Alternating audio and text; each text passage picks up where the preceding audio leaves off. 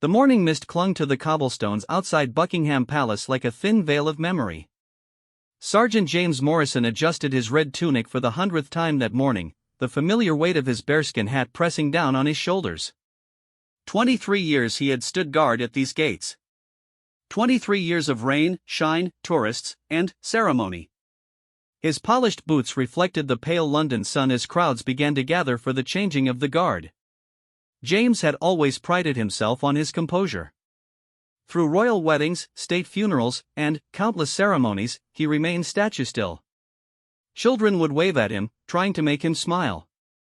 Tourists would pose next to him, sometimes getting uncomfortably close. But James never broke.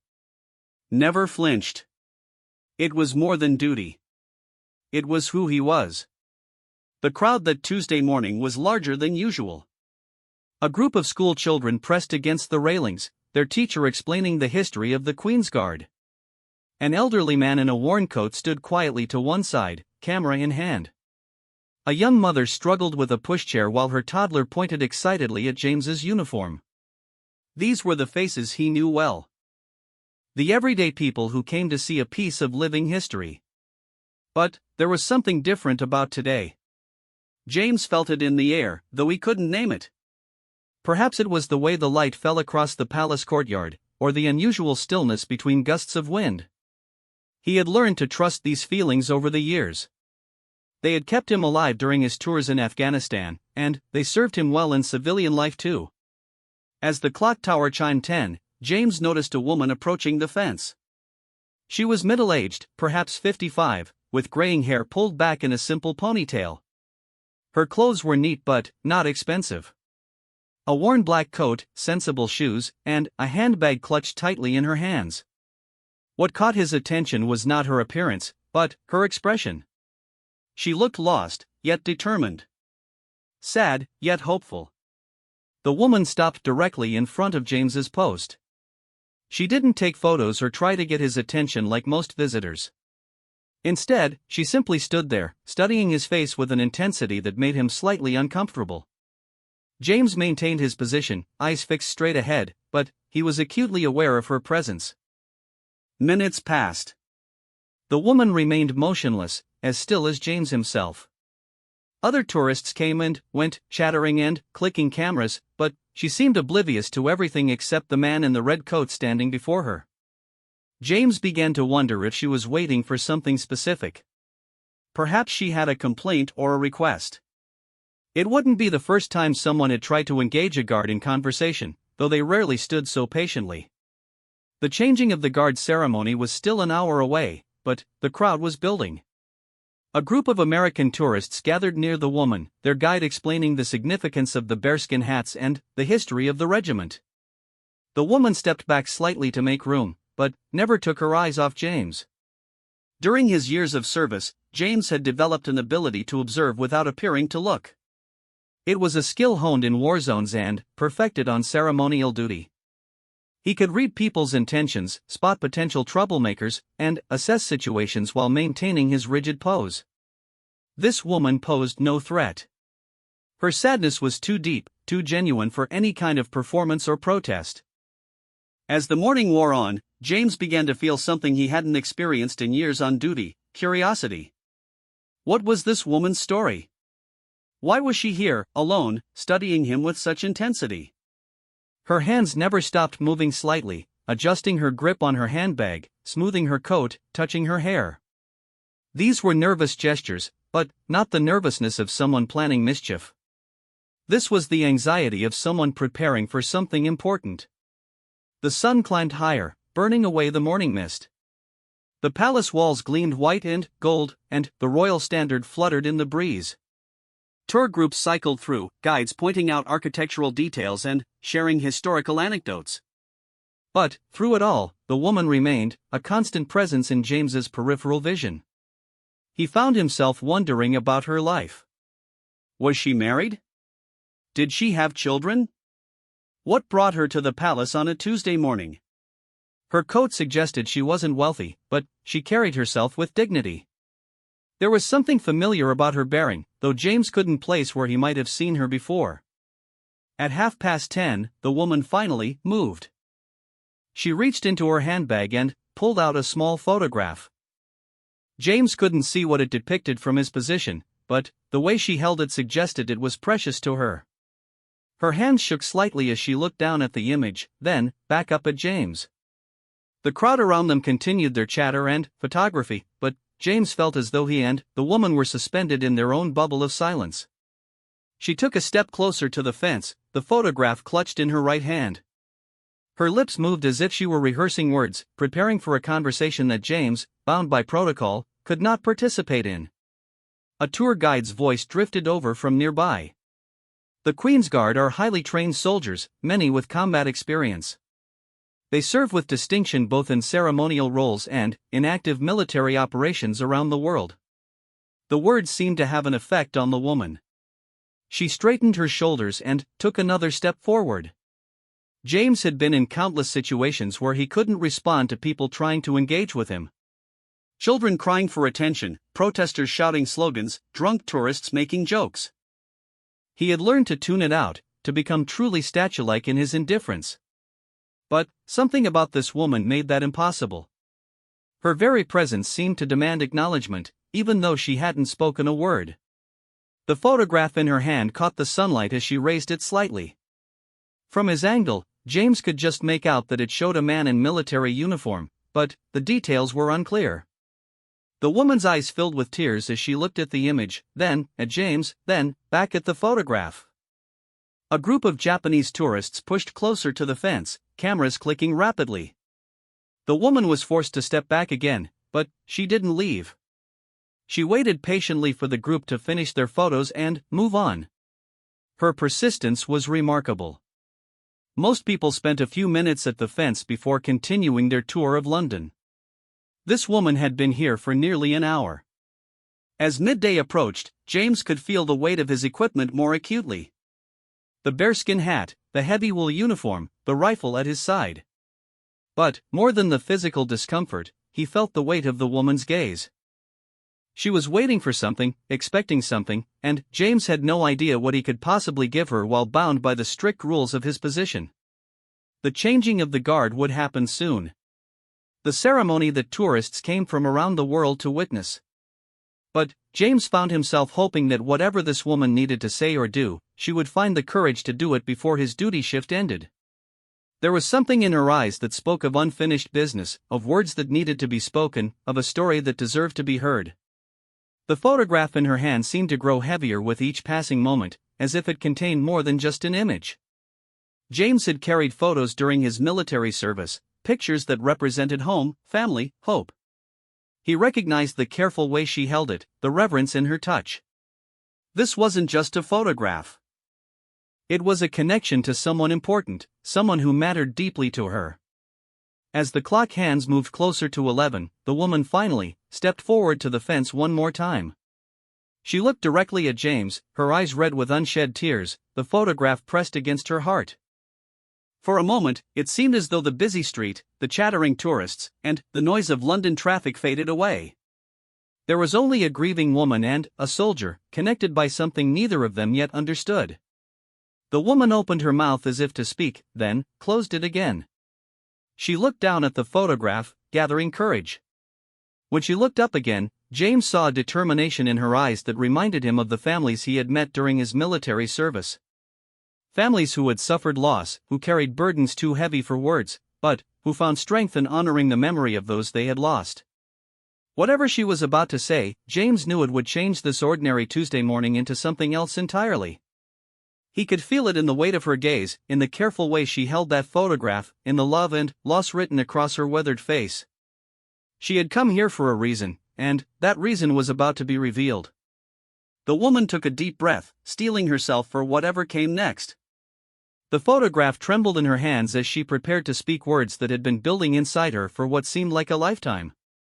James remained at attention, but every fiber of his being was focused on this moment, on this woman, and on the story she was about to share. "Excuse me," the woman said softly, her voice barely carrying over the street noise. James maintained his forward gaze, but every word reached him clearly. "I know you cannot speak to me, but I hoped. I hoped you might listen." Her accent was familiar, the kind of working-class London tone that James had grown up hearing in his own neighborhood. It was the voice of his mother's generation, weathered by years of worry and work, but still carrying warmth and dignity. The photograph shook in her hands as she continued. "My name is Margaret Powell. My son was Thomas Powell." She paused, as if expecting recognition. When none came, she pressed on. "He served with the 3rd Battalion, Parachute Regiment. He was killed in Afghanistan 3 years ago." The words hit James like a physical blow. Afghanistan. He had served 2 tours there himself, had lost friends in that harsh, unforgiving landscape. The 3rd Battalion had been stationed near his unit during his 2nd deployment. He might have known this woman's son, might have shared meals with him, joked with him, fought alongside him. Margaret held up the photograph, angling it so James could see even while maintaining his position. The image showed a young man in military dress uniform, probably early 20s, with his mother's gentle eyes but a soldier's confident bearing. He wore the maroon beret of the Parachute Regiment, and his chest displayed several medals including the Afghanistan Campaign medal that James wore on his own dress uniform. "He always wanted to serve," Margaret continued, her voice growing stronger. "From the time he was little, he'd play soldier in the garden. I used to worry, you know. What mother doesn't? But I was so proud when he passed selection for the Paras. So very proud." A tour group was gathering nearby, their guide beginning the usual speech about the Queen's Guard, but Margaret seemed oblivious to everything except her conversation with the silent sentry. She dabbed at her eyes with a tissue, careful not to disturb the careful way she held her son's photograph. "Thomas wrote to me every week from Afghanistan," she said. "Long letters, not just the quick notes some of the boys sent home. He told me about the country, about the people he met, about his mates in the unit. He had such hope for that place, believed they were making a real difference." James felt his throat tighten. He remembered those letters home, the careful balance between honesty and reassurance. How do you tell your mother about the danger without terrifying her? How do you share the brotherhood and purpose you find in service without minimizing the cost? "The last letter I received," Margaret's voice dropped to almost a whisper, "he mentioned meeting some of the Queen's Guard lads who were rotating through. Said they were good soldiers, professional, the kind of men he aspired to be like. He was excited about the possibility of ceremonial duty when he finished his tour." The photograph caught the morning light again, and James could see more details. Thomas Powell had kind eyes, the sort of expression that spoke of someone who laughed easily and cared deeply. He looked like a dozen young soldiers James had known, full of potential and purpose, carrying their responsibilities with pride despite their youth. "When the notification officers came to my door," Margaret continued, "they were very kind. They explained how it happened. An improvised explosive device while his patrol was helping to build a school in Helmand province. They said he died doing what he believed in, helping others." James had been on similar patrols, had seen the schools and clinics they built, had met the children who would benefit from their work. He also knew how quickly joy could turn to tragedy, how a routine mission could become a nightmare in the space of a heartbeat. The young man in the photograph had died as so many had, not in glorious battle but in the grinding, dangerous work of trying to build something better. "The funeral was beautiful," Margaret said, her voice trembling but determined. "Full military honors. His commanding officer spoke about his courage, his dedication to his mates. The flag that covered his coffin now sits in a frame in my living room. But that's not why I'm here." She shifted the photograph to her left hand and reached into her handbag again, pulling out a folded letter. The paper was worn from repeated handling, the creases soft from countless readings. "This arrived 2 weeks after the funeral," she explained. "From his best friend in the unit, a corporal named Davies. He wrote to tell me things that couldn't go in the official reports. About how Thomas had saved another soldier's life just days before he died.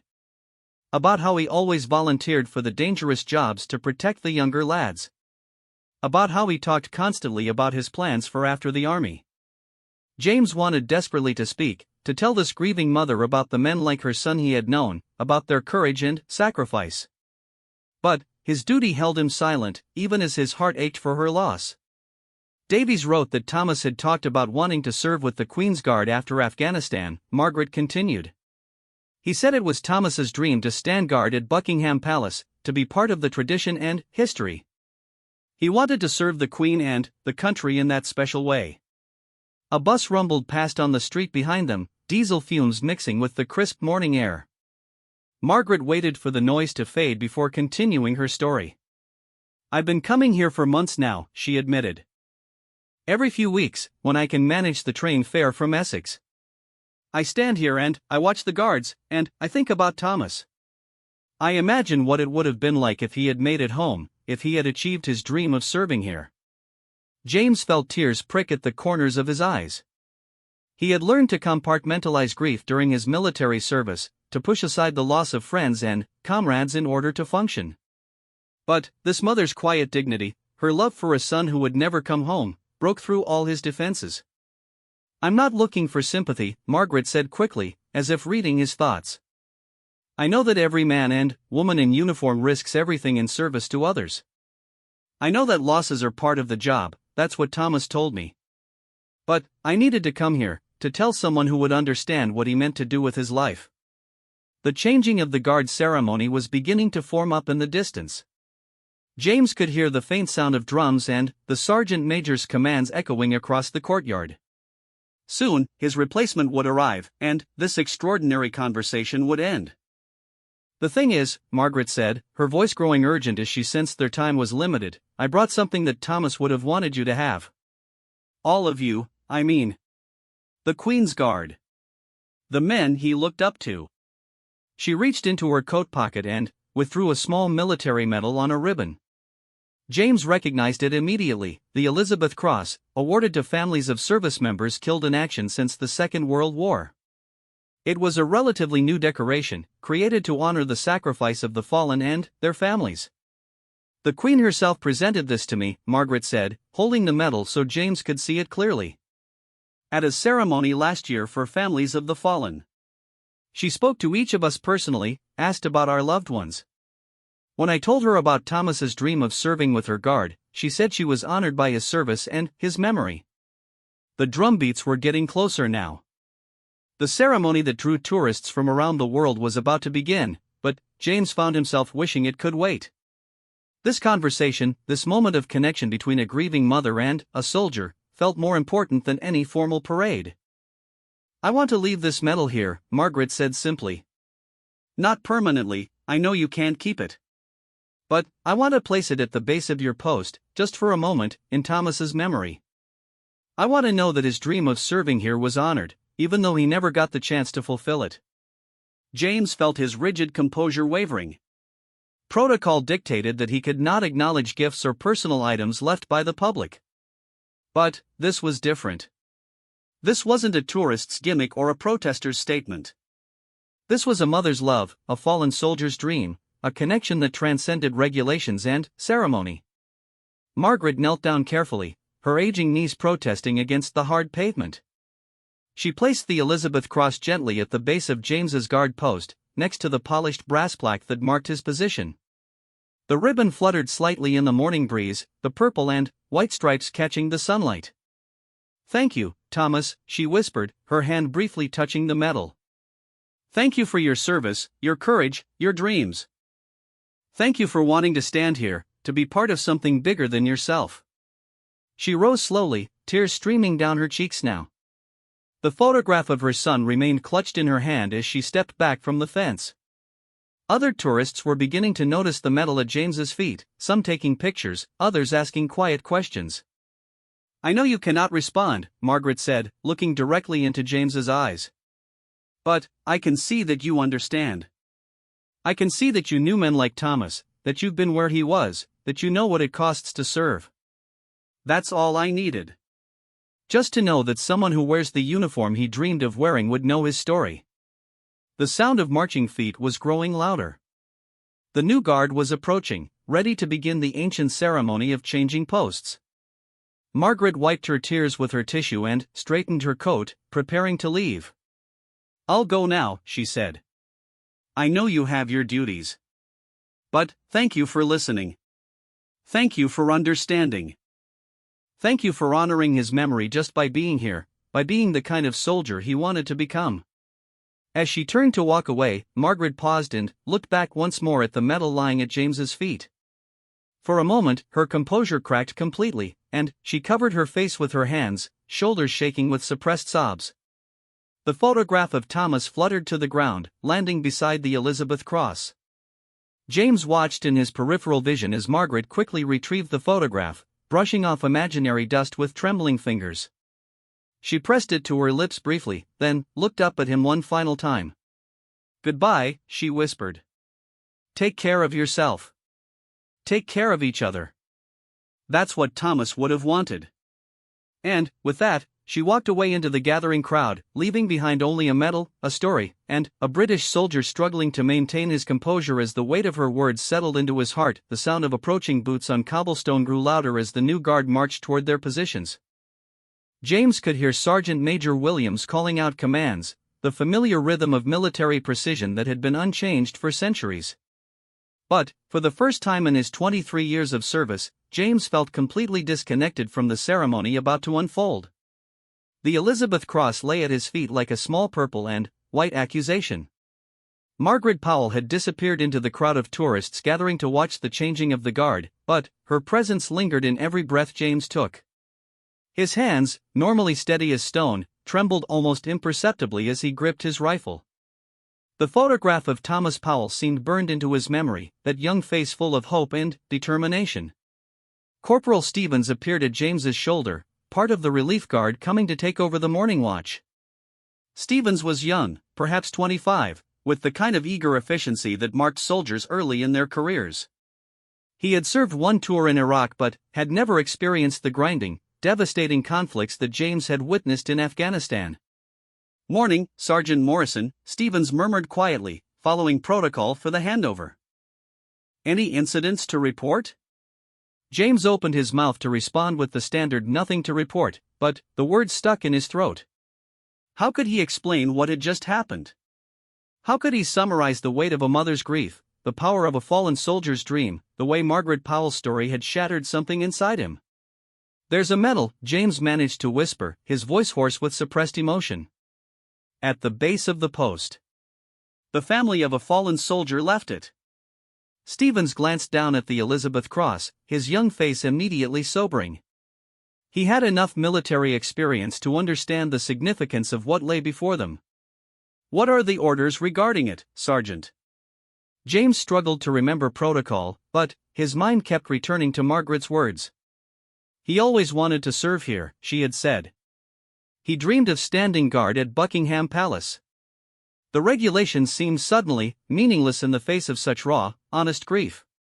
"Leave it," James decided, surprising himself with the firmness in his voice. "Leave it for now." The ceremony continued around them with military precision. The band of the Coldstream Guards struck up the familiar march, tourists pressed against the railings with cameras ready, and the ancient ritual of changing the guard proceeded exactly as it had for generations. But James felt like he was watching it from a great distance, as if he was floating above the scene rather than participating in it. Sergeant Major Williams approached their position, his weathered face showing the kind of attention to detail that had made him legendary in the regiment. Williams had served in Northern Ireland, the Falklands, Iraq, and Afghanistan. He was the kind of soldier who noticed everything and forgot nothing. "Sergeant Morrison," Williams said quietly, his sharp eyes taking in the medal at James's feet. "I see we have a situation here." "Yes, sir," James replied, fighting to keep his voice steady. The mother of a fallen paratrooper left it in memory of her son. He had wanted to serve with the Queen's Guard. Williams studied the Elizabeth Cross for a long moment, his expression unreadable. James had served under this man for 8 years and had never seen him show emotion beyond a curt nod of approval or a sharp word of correction. But something flickered across Williams's face as he looked at the medal, something that spoke of personal understanding. "Which unit?" Williams asked. "3rd Battalion, Parachute Regiment. Killed in Afghanistan 3 years ago." Williams nodded slowly. "I knew some good men from 3rd Para. Lost several of them over there." He paused, seeming to weigh his words carefully. The family? His mother. Margaret Powell. She's been coming here for months, working up the courage to tell his story. He dreamed of ceremonial duty after his deployment. The sergeant major's jaw tightened almost imperceptibly. In the distance, the band played the national anthem as the ceremony reached its climax. Tourists stood with hands over hearts, many of them unaware that they were witnessing something far more profound than a simple changing of the guard. Did she say anything else about the boy? Williams asked, his voice softer than James had ever heard it. That he saved another soldier's life just before he died. That he always volunteered for dangerous jobs to protect the younger men. That he wrote long letters home about making a difference. James's voice cracked slightly on the last words. Williams was quiet for a long moment, watching the ceremony proceed in the courtyard. When he spoke again, his words carried the weight of decades in uniform. My nephew served with 3rd Para. Different company, but he mentioned a Thomas Powell in his letters. Said he was one of the best soldiers he'd ever served with. Natural leader, never asked his men to do anything he wouldn't do himself. James felt his heart skip. Your nephew knew him? Danny Williams. He was the corporal who wrote to the mother. Williams's voice was barely audible now. He's been carrying guilt about that IED for 3 years. Blames himself for not spotting the device first. The connection hit James like a physical blow. This wasn't just about a random fallen soldier and his grieving mother. This was personal, intimate, part of the extended military family that bound them all together. Williams's nephew had written the letter that brought Margaret Powell to this fence, that led to this moment of recognition and remembrance. Sir, James whispered, I need to tell you about the conversation. About what she said. Williams glanced around to ensure they weren't being overheard by tourists or photographers, then nodded for James to continue. She said her son talked about wanting to serve with the Queen's Guard. That it was his dream after Afghanistan. She brought that medal because she wanted us to know his story, to honor his service in the only way she could. James paused, struggling with the emotion building in his chest. She wasn't asking for anything. She just wanted us to understand what he had planned to do with his life. Williams closed his eyes briefly, and, when he opened them again, James saw something he had never expected to see from his commanding officer. The sergeant major was fighting back tears. Danny never told me about Powell's dreams of ceremonial duty, Williams said quietly. He mentioned how Powell talked about coming home, about what he wanted to do after the army, but he never said specifically what that was. She has a letter from Danny. About her son saving someone's life, about how he protected the younger soldiers. She treasures those words. Williams nodded, understanding passing between the two men without need for further explanation. They both knew what it meant to lose friends in combat, to carry the guilt of survival, to wonder whether the sacrifices had been worth making. They also knew what it meant to families like Margaret Powell, who needed to believe that their loved one's service had mattered. The medal stays, Williams declared firmly. For the duration of this watch. When the next relief takes over, we'll collect it properly and see that it's returned to Mrs. Powell with appropriate honors. James felt a surge of gratitude toward his commanding officer. This small act of recognition might seem insignificant to outside observers, but it represented something crucial to the military community. It acknowledged that Thomas Powell's dream of serving here had value, that his mother's grief deserved respect, that the bonds between soldiers extended beyond death itself. Thank you, sir, James managed to say. Williams stepped closer to the fence where Margaret had stood, looking out at the crowd of tourists still celebrating the completion of the ceremony. You know, Morrison, we get requests all the time from families wanting to honor fallen relatives. Most of them we have to turn away because of regulations. But, this. He gestured toward the Elizabeth Cross. This feels different. She wasn't asking for special treatment, James agreed. She just needed someone to know his story. That's what makes it special. Williams was quiet for a moment, then continued.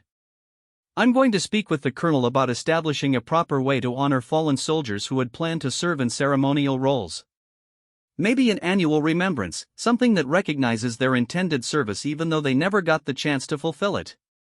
James stared at his commanding officer in amazement. The idea that Margaret Powell's simple act of remembrance might lead to something larger, something that could provide comfort to other grieving families, had never occurred to him. But Williams had the kind of vision that came from decades of leadership, the ability to see how individual moments of pain and connection could be transformed into lasting tributes. "What about Mrs. Powell?" James asked. "How do we let her know that her son's story mattered?" Williams smiled, the first genuine smile James had ever seen from the man. "Leave that to me, Morrison. I think it's time my nephew Danny and I had a proper conversation about Thomas Powell. And I think Mrs. Powell deserves to know that the Queen's Guard will remember her son's name." The ceremony was winding down now, tourists beginning to disperse, cameras being packed away. But the Elizabeth Cross continued to rest at the base of James's post, a small but powerful symbol of dreams unfulfilled and love that transcends death. Stevens, who had been waiting patiently throughout the conversation with Williams, finally stepped forward to complete the relief. "Sergeant Morrison," he said formally, "I relieve you." "I stand relieved," James replied, but the words felt different now. He wasn't just being relieved from guard duty. He was being freed from a burden he hadn't realized he was carrying, the weight of stories untold and sacrifices unrecognized. As James prepared to march away from his post, he took one last look at the Elizabeth Cross. In a few hours, it would be carefully collected and returned to Margaret Powell with appropriate military honors. But its brief presence here had already accomplished what she had hoped for. Thomas Powell's story had been heard, his dreams had been acknowledged, and his memory would be carried forward by the men who shared his commitment to service. Williams fell into step beside James as they marched back toward the guardroom. "Morrison," he said quietly, "thank you for listening to that woman. Thank you for understanding what she needed." James nodded, still not trusting his voice completely. "It was an honor, sir. To hear about her son, to be part of preserving his memory." "That's what we do," Williams replied. "We stand guard not just over palaces and ceremonies, but over the stories and dreams of all the soldiers who came before us. Today, we added Thomas Powell's story to that collection. That matters more than any tourist photograph or ceremonial inspection." As they entered the guardroom, James realized that his 23 years of silent, stoic service had been preparation for this moment. All those hours of standing motionless, of ignoring distractions and maintaining composure, had led to the one time when his ability to listen without responding had truly mattered. Margaret Powell had needed someone who could bear witness to her son's story without judgment or interruption, and his training had made that possible. The day was far from over, but already James knew that this Tuesday morning would remain with him for the rest of his life. Not because of any dramatic event or royal ceremony, but because a grieving mother had trusted him with the most precious thing she possessed, the memory of her son's dreams and the love that would never fade. 3 days later, James Morrison stood in the anteroom of the colonel's office, his dress uniform immaculate and his mind racing. Sergeant Major Williams had summoned him for what he called a discussion about recent events, but had provided no details beyond that cryptic description. The Elizabeth Cross incident had been handled quietly and, professionally, returned to Margaret Powell through proper channels, but James wondered if there had been complaints about protocol breaches. Colonel Harrison's office was a shrine to military history, its walls lined with regimental colors, battle honors, and photographs spanning 2 centuries of service. The colonel himself was a man in his late 50s who had commanded respect through 3 decades of military service, including operations in Bosnia, Iraq, and Afghanistan. His reputation for fairness was matched only by his insistence on maintaining the highest standards of military bearing. "Sergeant Morrison," Colonel Harrison said as James entered and stood at attention. "Please, sit down. This isn't a disciplinary matter." James relaxed slightly but maintained his formal posture as he took the offered chair. On the colonel's desk, he noticed several documents and what appeared to be correspondence. "Sergeant Major Williams briefed me on your encounter with Mrs. Powell earlier this week," the colonel began. "He also shared some additional information that I found quite remarkable." The colonel picked up a letter from his desk, one that bore the distinctive letterhead of the Ministry of Defense. "This arrived yesterday. It's from the private secretary to Her Majesty, acknowledging a request I submitted regarding the establishment of a memorial protocol for fallen soldiers who had intended to pursue ceremonial duties. James's eyes widened. Williams had actually followed through on his idea, and had done so at the highest levels of military administration. The palace has responded favorably to the concept, Colonel Harrison continued. They propose an annual ceremony, held here at Buckingham Palace, to honor the memory of servicemen and women who died before completing their intended service with the Queen's Guard and other ceremonial units. That's extraordinary, sir, James managed to say.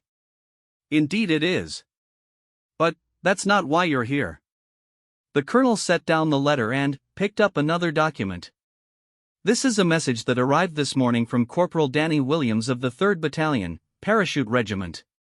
He's currently stationed at Colchester, and he's requested permission to visit Mrs. Powell to deliver something in person. James felt his pulse quicken. Something, sir? A collection of letters and photographs from his unit, all relating to her son Thomas. Apparently, several of the men who served with Powell have been moved to share their memories and stories. They want to create a proper record of his service, something beyond the official reports. The colonel paused, studying James carefully. Corporal Williams also mentioned that his conversation with his uncle, our Sergeant Major Williams, helped him realize that he had been carrying unnecessary guilt about Powell's death. It seems your willingness to listen to Mrs. Powell has had consequences far beyond what you might have imagined. James struggled to process this information. Margaret Powell's simple act of remembrance, her need to share her son's story, had somehow set in motion a series of events that was bringing comfort to other soldiers and creating lasting change within the military community. There's more, the colonel continued. I received a call yesterday from the commanding officer of 3rd Para. He's implementing a new program within his regiment to honor fallen soldiers' unrealized ambitions.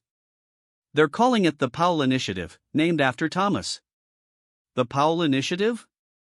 James repeated, hardly believing what he was hearing. Yes. The idea is to provide opportunities for young soldiers to learn about and potentially pursue the career paths that fallen comrades had planned. In Thomas's case, that would mean educational visits to ceremonial units, mentorship programs, and enhanced opportunities for soldiers interested in transitional roles. The colonel stood and walked to the window overlooking the palace courtyard where the morning's events had taken place. You know, Sergeant Morrison, in all my years of service, I've learned that the most meaningful moments often happen away from the spotlight. The grand ceremonies and state occasions are important, but it's the quiet acts of recognition and remembrance that truly define military honor. James nodded, thinking of Margaret Powell standing alone at the fence, working up the courage to share her son's story with a silent stranger. Which brings me to the primary reason you're here, the colonel said, turning back to face James. Mrs. Powell has written to us.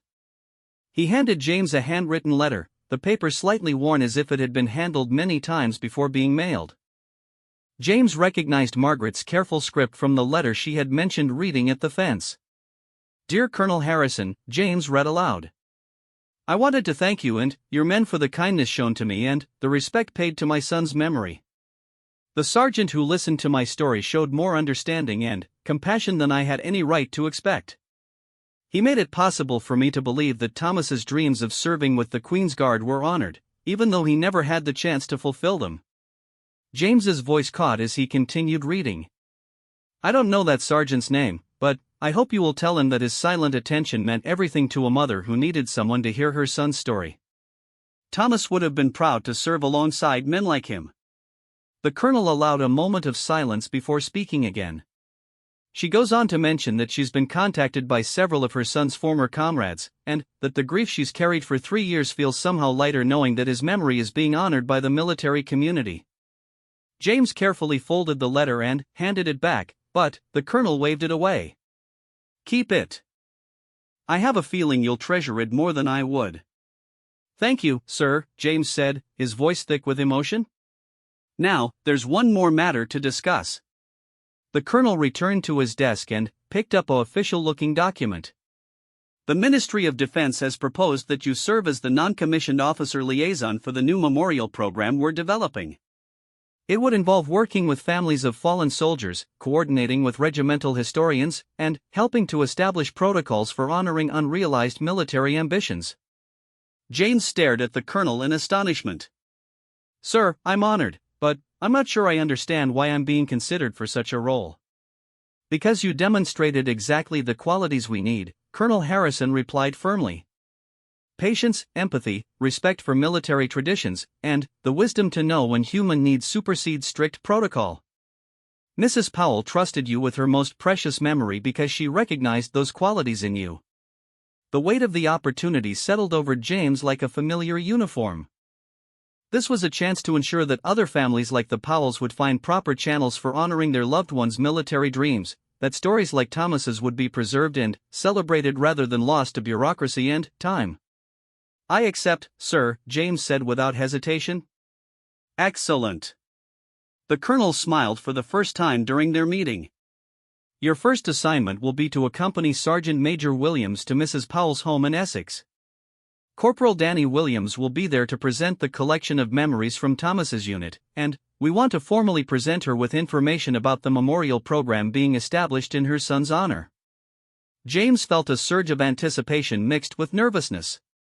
The idea of meeting Margaret Powell again, this time able to speak freely and express the gratitude he had felt during their one-sided conversation, filled him with purpose. "When, sir?" "This weekend. We'll travel by staff car, in dress uniform. Mrs. Powell deserves to know that the Queen's Guard takes her son's memories seriously, and that his story will be part of our regimental history going forward." The colonel stood, indicating that the meeting was concluding. "There's one last thing, Morrison. The palace has suggested that when we hold the first memorial ceremony next year, Mrs. Powell should be invited to participate in some capacity. Perhaps reading the names of the honored fallen, or participating in a wreath-laying ceremony." James rose to attention, but his mind was spinning with the implications of everything he had heard.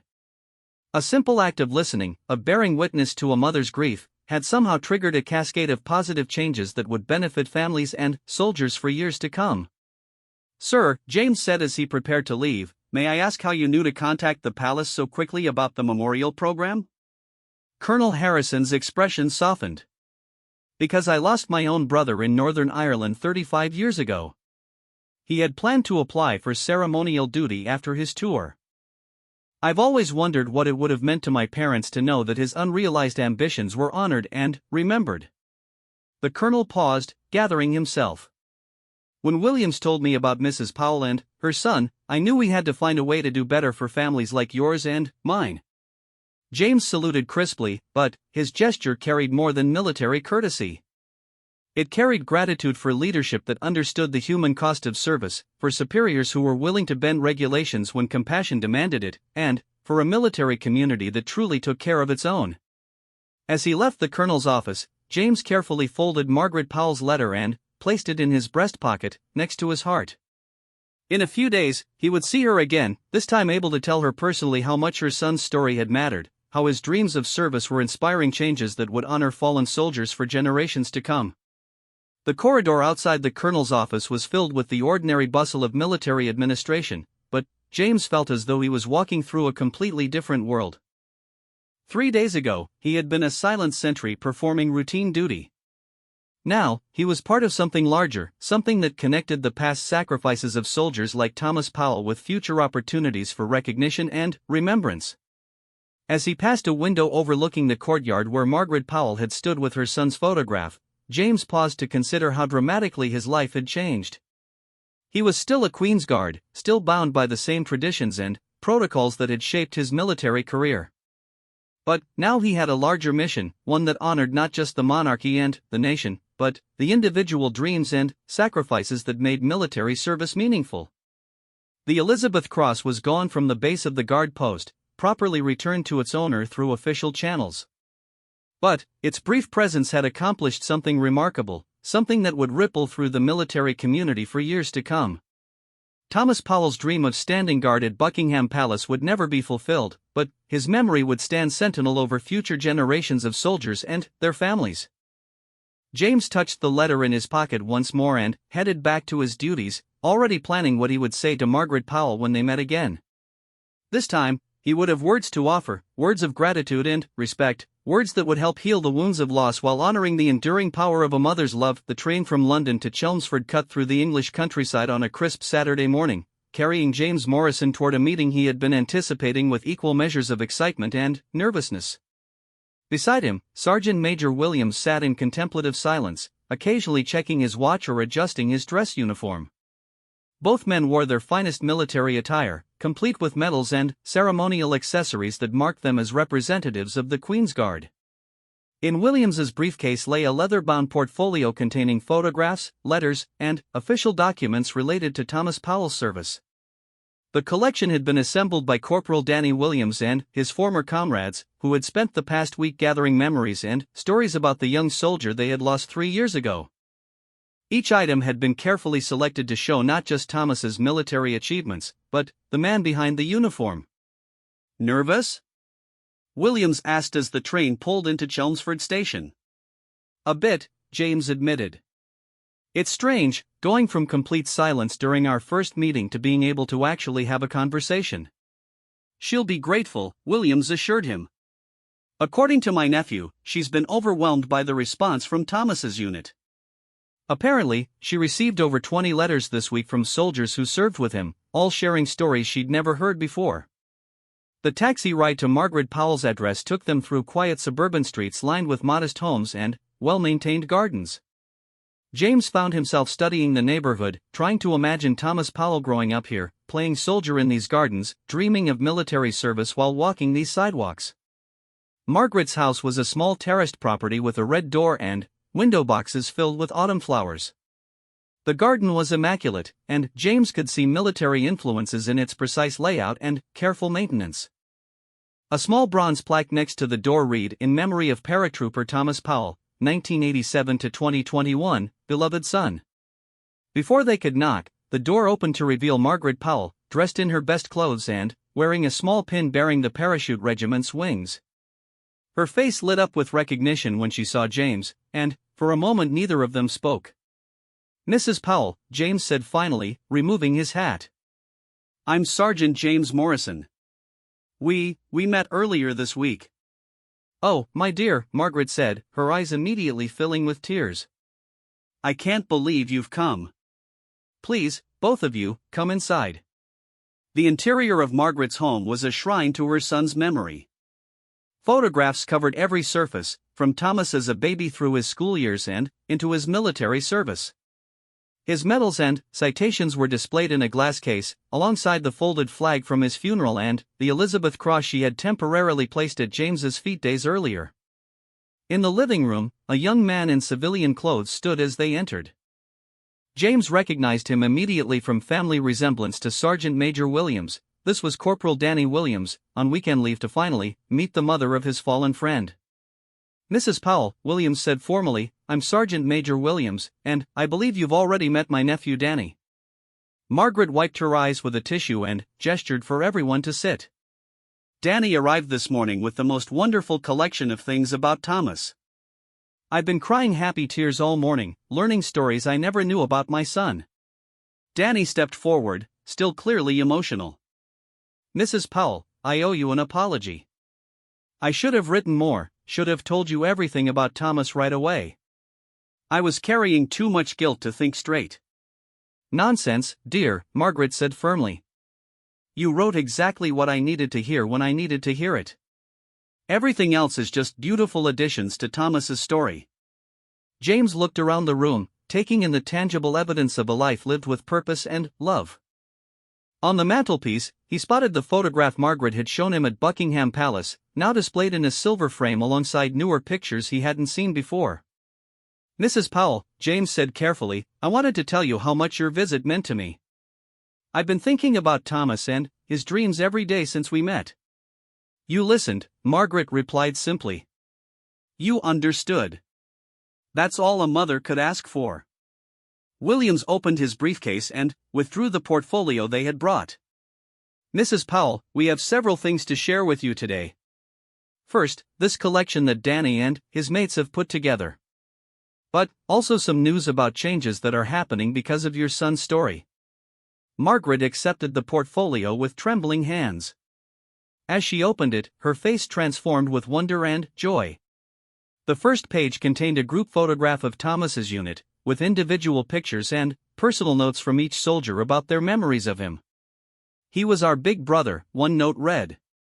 "Always looking out for the younger lads, always ready with advice or a joke when morale was low. Thomas saved my life during a patrol in Helmand," read another. "He spotted an IED that I would have walked right into. I owe him everything." Page after page revealed new aspects of Thomas's character and service. Stories about his sense of humor, his leadership skills, his kindness to local civilians, his dreams for the future. Margaret read each entry aloud, occasionally stopping to laugh or cry as she discovered new facets of her son's personality. "This is incredible," she whispered. "I knew he was special, but I had no idea how much he meant to so many people." Danny leaned forward in his chair. "Mrs. Powell, there's something I need to tell you about the day Thomas died. I've been carrying guilt about not spotting that IED first, but talking to my uncle this week helped me realize something important." Margaret looked up from the portfolio, giving Danny her full attention. "Thomas didn't just happen to spot the device before me," Danny continued. "He deliberately positioned himself to take the lead on that patrol because he knew I'd been struggling with the pressure of repeated deployments. He was protecting me, like he always protected the younger soldiers. His death wasn't random bad luck. It was Thomas being Thomas, putting himself at risk for others." Margaret reached over and took Danny's hand. "Thank you for telling me that. Thank you for helping me understand that his death had meaning, that it was consistent with how he lived." Williams cleared his throat. "Mrs. Powell, we also have some news about changes happening because of your visit to Buckingham Palace." James took over the explanation, describing the proposed memorial program, the palace's support for honoring fallen soldiers' unrealized ambitions, and the establishment of the Powell Initiative within the Parachute Regiment. Margaret listened with growing amazement as the scope of the changes became clear. "You mean all of this is happening because I left that medal at the fence?" "Because you shared Thomas's story," James corrected. "Because you had the courage to tell someone about his dreams and his character. That act of remembrance is inspiring changes that will help other families for years to come." Williams produced another document from his briefcase. "Mrs. Powell, I have here an official invitation from Buckingham Palace. You're being asked to participate in the first annual Memorial for Unfulfilled Service, to be held next year. You would be one of the family representatives reading the names of honored fallen soldiers." Margaret stared at the elegant invitation with its royal letterhead and formal language. "The Queen wants me to come to the palace? To honor Thomas publicly?" "The Queen wants to honor Thomas," Williams clarified. "And she wants his story to be part of the permanent record of military service and sacrifice." Danny pulled out his phone and showed Margaret a series of text messages. "Mrs. Powell, I've heard from lads all over the military since word spread about what's happening. Soldiers who knew Thomas, soldiers who never met him but respect what he represented. They all want to be part of honoring his memory." James watched Margaret process this information, seeing her evolve from a private grieving mother into someone who understood the public significance of her son's story. Thomas Powell was becoming more than just her beloved child, he was becoming a symbol of the dreams and ambitions that drive military service. "There's something else," James said. "Colonel Harrison has asked me to serve as the liaison for the new memorial program. I'll be working with families like yours to ensure that these stories are properly preserved and honored. I wanted to ask if you'd be willing to help us develop the protocols to make sure we get it right for future families." Margaret was quiet for a long moment, looking around the room at the photographs and memories surrounding them. When she spoke, her voice was steady and strong. "Thomas always said that military service was about something bigger than yourself. He said that individual sacrifice only mattered if it contributed to something lasting and meaningful." She paused, touching the photograph on the mantelpiece. "I think he would be proud to know that his story is helping other families, that his dreams are inspiring positive changes." Williams stood and approached the display case containing Thomas's medals. "Mrs. Powell, there's one more thing. The regiment has approved a posthumous commendation for Thomas, recognizing his leadership and sacrifice in Afghanistan. It will be presented to you at a formal ceremony next month. Margaret covered her face with her hands, overwhelmed by the flood of recognition and remembrance. When she looked up again, her eyes were bright with tears, but her expression was filled with pride. "You know," she said softly, "when I went to Buckingham Palace that morning, I just wanted someone to know Thomas's story. I never imagined it would lead to all of this." "That's the power of a mother's love," James replied.